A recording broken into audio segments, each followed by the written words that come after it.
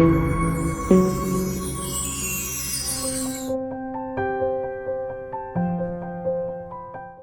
اللہ الرحمن الرحیم۔ یا علی مدد، مومنین کرام، علماء کرام اور ذاکرین اعظام کی نصیحت آموز ویڈیوز دیکھنے کے لیے ہماری چینل کو سبسکرائب کریں۔ صدقہ جاریہ سمجھتے ہوئے اس ویڈیو کو اپنے عزیز و اقارب اور دیگر مومنین تک ضرور شیئر کریں تاکہ زیادہ سے زیادہ لوگ دینی معارف سے استفادہ کر سکیں۔ اللہ تعالیٰ آپ کو اور آپ کے اہل خانہ کو اس نیکی کا بہترین اجر عطا فرمائے۔ جزاکم اللہ خیر الجزا۔ یہی ہے، آپ نے بہت نیکی کی، بہت اچھے کام کیے، اور آپ نے مجلس سنی، مجلس میں آئے، گریا گیا، نور آ گیا، باہر نکلے، کسی نے کوئی بات کہہ دی، آپ سے کوئی غیبت ہو گئی خدا نخواستہ، بات ہو گئی، نور چلا گیا۔ اس نور کو سنبھالنا مشکل کام ہے آج، یعنی تھوڑی تھوڑی دیر میں شیطان ایکٹیویٹ ہوا ہوا ہے، اور آخری زمانے میں شیطان اور اس کا لشکر آزاد ہو چکا ہے، بہت آزاد ہو چکا ہے۔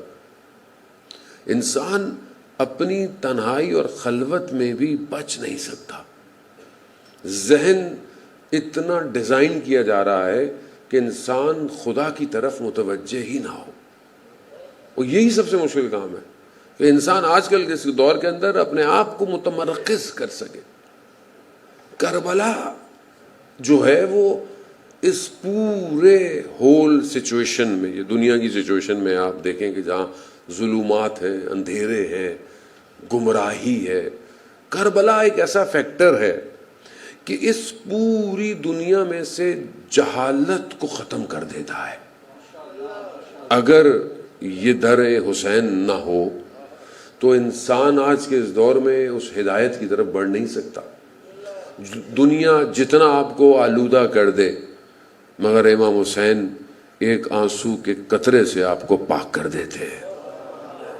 اور یہ اس دنیا کے اندر ایک اسپرچول ریجن ہے، یہ صرف مجلس نہیں ہے، یا آپ چاہے مجلس میں آپ آئیں، امام حسین سے آپ ارتباط پیدا کریں، گھر میں بیٹھ کے گریا کر رہے ہوں، کچھ بھی ہے، خوب یہ اس عالم کے اندر ایک ایسی روحانی طاقت ہے کہ جو آپ کو، کیا ہر کسی کو جس کے وجود میں حسین ابن علی کی محبت ہے، اسے یہ دنیا ڈبو نہیں سکتی۔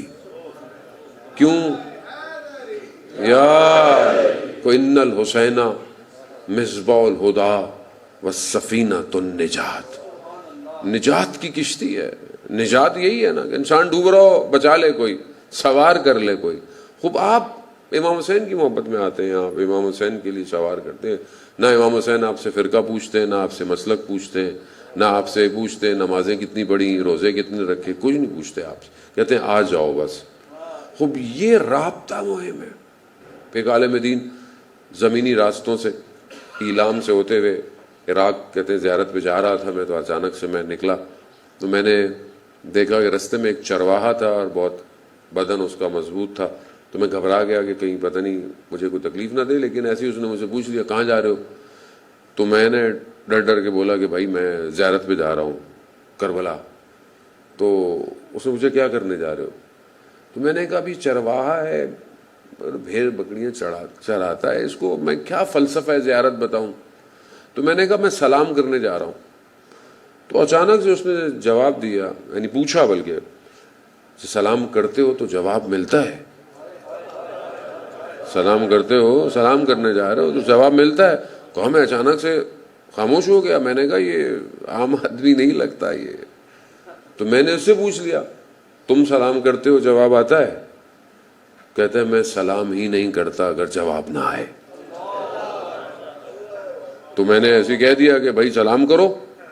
تو وہ عالم دین کہتے ہیں کہ میں، یعنی انہوں نے خود کہا کہ اس چرواہے نے اپنا رخ کربلا کی طرف کیا، گویا جانتا تھا کربلا کدھر ہے، اور کہا السلام علیکہ یا ابا عبداللہ۔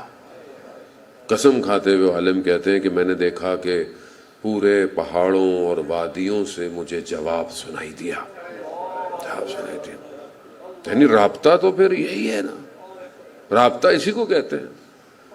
کہا اس نے پھر مجھے بولا اچھا اب تم سلام کرو۔ وہ کہا میں گھبرایا، میں نے امام سے بولا مولا آپ جانتے ہیں وضعیت، لیکن عزت بھی آپ ہی کے ہاتھ میں.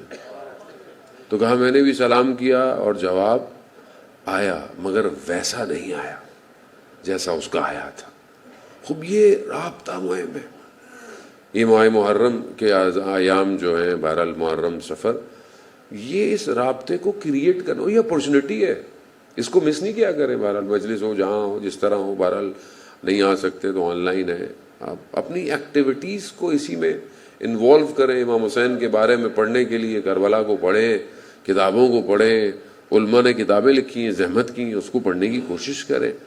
صرف سنا سنایا مذہب نہ لیں، یعنی خود اپنی ریسرچ کریں. اور اپنے آپ کو جوانوں سے کہہ رہا ہوں میں خاص طور پہ، تو عزیزان محترم یہ بہت ضروری ہے، کیونکہ جب باطن کنیکٹ ہو جائے تو پھر بدن اہمیت نہیں رکھتا. اب جس کا باطن کنیکٹ ہے اسے کوئی خوف نہیں ہے، اسے بدن کی کوئی اہمیت ہی نہیں ہے. اسے پتا ہے میں کنیکٹ ہو گیا ہوں، میں امام کو پہچان گیا، میں امام تک پہنچ گیا، اب میرے بدن کے ٹکڑے بھی ہو جائیں تو مجھے کوئی فرق ہی نہیں پڑتا، کیونکہ بدن اہمیت نہیں رکھتا. اصل معاملہ ہے روز محشر آپ پہچانے کیسے جائیں گے، اصل تو یہی ہے. راوی بیان کرتے ہیں کہ امام جعفر صادق علیہ الصلوۃ والسلام، اللہم صلی علی محمد،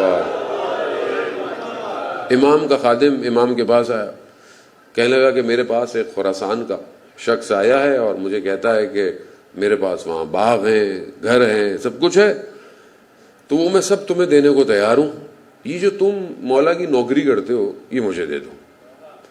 تو وہ امام سے کہنے لگا کہ مولا ایسی ایسی آفر ہوئی ہے، میں کیا کروں؟ تو امام نے کہا جو تمہارا دل چاہے. تو کہا مولا ظاہراً برا تو نہیں ہے؟ کہا مولا مرضی تمہاری. جانے لگا تو امام نے کہا اچھا ایک بات سنتے جاؤ. کہا جو اس دنیا میں جتنے ہمارے قریب ہوگا اس عالم میں بھی وہ اتنا ہی ہمارے قریب ہوگا. تو اب یہ قربت ضروری ہے نا. اب ظاہر ہے مثلا بدنی طور پر آپ کو امام نظر نہیں آ رہا، مطلب یقیناً آپ میں سے لوگ ہوں جن کو نظر بھی آتا ہو، لیکن امام کو تو ہم نظر آ رہے ہیں. تو وہ ہمیں دیکھ رہے ہیں تو ہمیں کیا دیکھ رہے ہیں؟ یعنی میں اپنی زندگی کی روٹین میں اپنے امام کے کتنے قریب ہوں، یہ کیسے ڈیفائن ہوگا؟ جس کے لیے آپ زندگی گزارے، پہلے تو آپ کو بہت امپورٹنٹ ہے کہ اس امامت کو اپنی سولو کرے، اور یہ باطنی جو ریلیشن ہے یہ افیکٹ کرے گا آپ کے ظاہر کے اوپر. اب کوئی بولے کہ میں جی مولا کو مانتا ہوں مگر مولا کی نہیں مان رہا، تو وہ اصل میں مولا کو پہچانا نہیں ہے. مولا کو جب آپ پہچانیں گے تو ایسا ہو ہی نہیں سکتا کہ آپ امام کے علاوہ کسی اور کی بات سنیں. وہ تو مطلب کوئی مدینہ میں ہے اور چھٹے امام کو اپنا مولا مانتا ہو اور پھر وہ یہ کہے کہ میں کسی اور کی بھی سنتا ہوں، ایسا پاسبل نہیں ہے.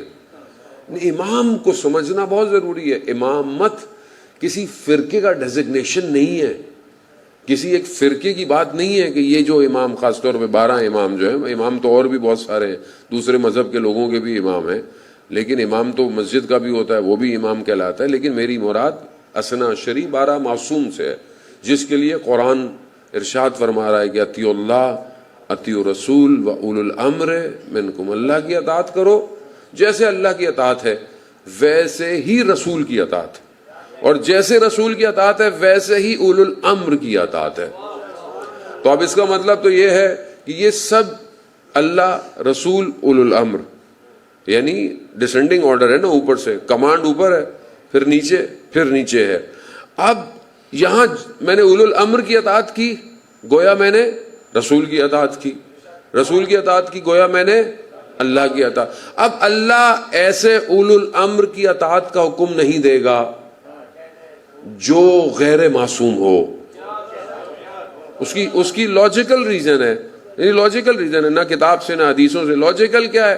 اگر کسی کو ہم اولو الامر مان لیں کہ جو غیر معصوم ہو، اب جب غیر معصوم ہے وہ خطا کرے گا، معصوم کا مطلب یہ ہے نا معصوم عن الخطا، غیر معصوم یعنی خطا کرے گا، کوئی نہ کوئی خطا کرے گا، کسی نہ کسی کو فیور دے گا، کیونکہ اللہ کے ہاں سلیکشن ہے، الیکشن نہیں ہے.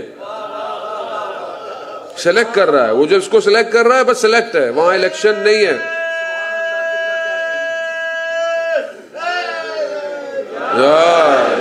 اب اگر کوئی ایسا شخص جو غیر معصوم ہو اور وہ کوئی بھی غلطی کرے، بہرحال کوئی بھی کرے، اور لوگ اس کی اطاعت کریں، تو اب روز محشر میں پروردگار سوال کرے اسے، بھائی غلط کام کیوں کیا تو میں جہنم میں ڈالوں؟